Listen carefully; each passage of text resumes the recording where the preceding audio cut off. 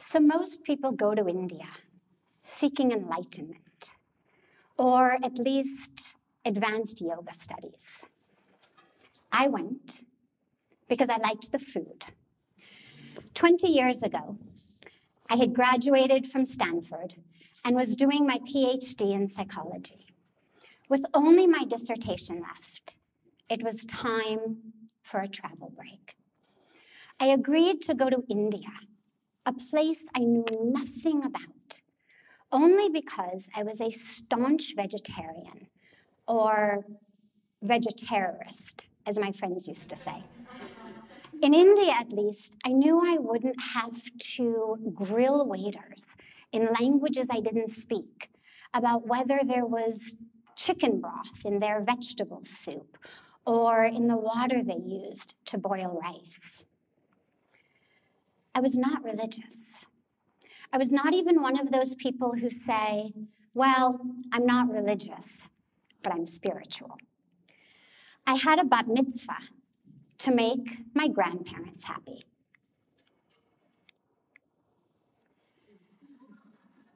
It was just what you did. I was an academic and a hippie. If anyone ever said you couldn't dance all night on Saturday at a Grateful Dead show and still ace a psychoneurology exam on Monday morning, I would have proven them wrong. I was not consciously seeking or searching or yearning for God's grace. And yet, 36 months after being one of the only students to ever get an A+ in Dr. Phil Zimbardo's Psychology of Mind Control class, I was sitting on the edge of the sacred Ganga River in Rishikesh, India, with tears of ecstasy streaming down my face. The transformation happened suddenly. I'm going to put my feet in the river, I had said, after we dropped our bags at the hotel. I was not expecting spiritual awakening, but it happened before my toes even touched the water. They were not sad tears I was crying, of course, but they weren't even happy tears. They were tears of the truth, tears of coming home. I spent the next several days here in meditative bliss. Okay, so this was where I belonged. But where? How? Doing what? My connection with Parmarth Niketan, the ashram where I now live, began simply as the pathway for me to go from the hotel to the river. I was walking through the ashram one day, and I heard a voice say, "You must stay here." So I looked around to see who had spoken. If there was a voice, clearly someone had spoken. There was no one. Now, in my entire sphere of reference and experience, the only people who heard voices were schizophrenic. And of course, Joan of Arc. But since I definitely was not Joan of Arc, and I really hoped I was not schizophrenic, I did what any self-respecting scientist would do. I ignored the voice. If no one had spoken, I didn't hear anything. About 30 seconds later, I heard it again. "You must stay here." So I look up and I see a sign that says, "Office." I went in and told them I wanted to stay. Spiritual India was not very open to foreign women. They were perfectly polite, but they said I was going to have to get special permission from the president of the ashram. And unfortunately, he was out of town. Okay, so when is he due back, I asked. Maybe tomorrow, they said. Being American, I understood maybe tomorrow to mean maybe tomorrow. And every day I'd go and ask if he was back, and every day they'd say, maybe tomorrow, which I only later learned is Indian English for I have no idea. Finally, he did come back, and he turned out to be not only the administrative head of the ashram, but Swami Chidanand Saraswati ji, one of the most revered spiritual leaders of India.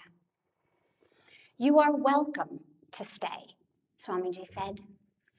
Unfortunately, by now we had already made plans to go to the mountains the next day. No problem, Swamiji said. Stay when you get back. This is your home. So I left his room and I headed back to the hotel. But my feet froze, literally. As I reached the turn to walk out of the ashram back to the hotel, it was as though someone had stuck crazy glue on the bottom of my feet. Oh my God, I thought, I've contracted some horrible illness. I've got tetanus, I've got polio, I've got something I was supposed to be vaccinated against. Then I thought, okay, maybe they've just fallen asleep. I'm not used to sitting on the ground as I was sitting with Swamiji. So I reached down to massage them, but there was no pins or needles, no tingling. They weren't asleep. They just wouldn't move. Okay, my scientist self decided, I am going to fix this. And so I visualized the motor neurons in my left brain firing to make my right leg move. But nothing. At this point, a group of kids came running down the pathway playing tag, and instinctively I just moved back. Oh, great, I'm free, I thought. But no. Even though I had just moved backwards, I couldn't take one step forward. Okay, I'm a scientist, I reasoned. I must have some obscure condition in which I can only walk backwards. I will therefore walk out of the ashram backwards. But it didn't work. I could not take one step out of the ashram, either forward or backward. But I could move back in the direction from which I had come, back towards Swamiji's room, as I had done when the kids came running down the bend. So I realized, and I walked, easily and freely, back into Swamiji's room. I said, I think I'm supposed to stay now. That was what you could call the beginning. I've spent the last 20 years in Rishikesh, engaged in study of the self and in service to others. So what has living in India taught me? First, stay open. The universe has a plan for you. Yes, of course, we have to choose a path and walk it.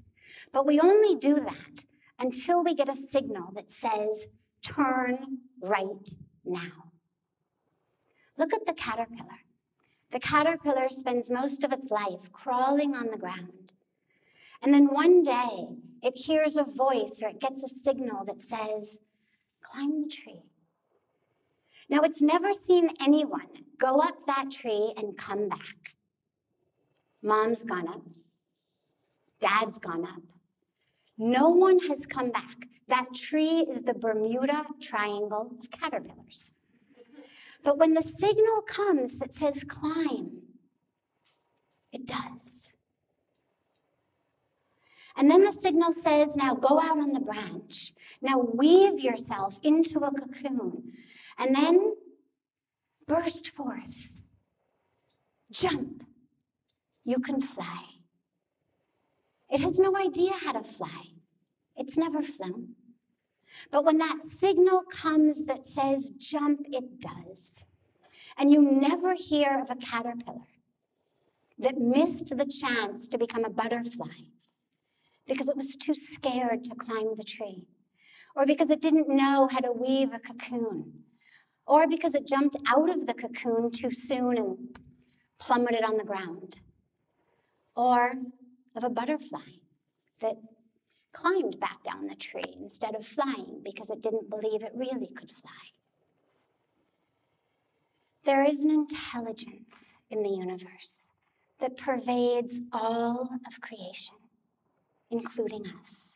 But we have to trust it. And we have to be quiet and still enough to hear it. If the caterpillar spent its entire life bemoaning the fact that the millipede got 1,000 legs and he only got 12, he might miss the call that said, climb the tree. The second lesson is that yourself is much more important than your shelf. Most of us spend a lot of time and energy focused on filling our shelves with possessions. And we spend very little time thinking about the fullness of ourself. But it is in that fullness that real abundance lies. In this culture, no matter how much we have, most of us want more. If I could just have that or achieve this, then I'd be happy. But if our happiness is contingent upon something to fill our shelf, then happiness and abundance will always be an arm's length away. But in India, even the poorest of the poor are so eager to share. Please, please come home for a meal. Come for a cup of tea. Come for a cold drink. People who cannot even afford to properly feed their families, ask and ask until you agree. Abundance is not building mansions while others live in shacks, or eating caviar while others starve. Abundance is connecting deeply with the fullness of ourself, recognizing that our cup runneth over, and eagerly sharing with others. Lastly, and most importantly, in service to others, I have discovered the fullness of myself. Not service from the perspective of one who has to those who don't, or a humanitarian serving the masses, but service of self to self. If you trip and you injure your right leg, your left leg will pick up the extra weight. We call that limping. No one had to say, oh, great humanitarian left leg, would you mind picking up a little bit of extra weight? The left leg is not waiting for an award or a gold star. It does it because it understands the right leg is self. That is the goal of service, to serve myself in you. In serving the children, I found myself. Here are a few images of the service that I've been blessed to be part of. We build schools and orphanages, women's empowerment programs, medical care programs, and now we build toilets and hand washing stations and water filters. How many of you have ever considered the possibility that you might have to go to the bathroom and there wouldn't be a toilet around? This is how 600 million people in India, about half of the population, and 2.5 billion people in the world go to the bathroom. They don't have access to a toilet. Now, if you were a boy or a man in that culture, you would have been raised to believe it was perfectly fine to drop your pants, to urinate or defecate in public. But if you were a girl or a woman in that culture, you would have been raised to protect your body from public view. You would not raise your sari in public, which means you would not go to the bathroom in daylight. Across India, girls and women wait for darkness to heed the call of nature. They don't drink water or eat food during the day, because if they drink, they will have to pee. And if they eat, they will have to defecate. The dehydration and malnutrition wreaks havoc on their bodies, and of course on their unborn babies as well. Across the world, more than 4,000 children die every day from diarrhea, simply due to lack of clean water, lack of sanitation, and lack of hygiene. About 45 of them have died just since I began this talk. And so, as Swamiji always said, we need to shift our focus from temples to toilets. So we started building toilets and hand washing stations and teaching proper sanitation. And we formed the Global Interfaith Wash Alliance, leaders of many different religions coming together to say it is time to expand our definition of peace. It is no longer enough to simply say, "Thou shalt not kill." Children across the world are suffering and dying. They are our responsibility. Spiritual awakening does not take us further from the world. It brings us closer. Spiritual awakening does not separate us. It connects us. Spiritual awakening is not about my bliss in the midst of your misery. Spiritual awakening is awakening from the illusion that who we are is based on what we earn, acquire, or achieve.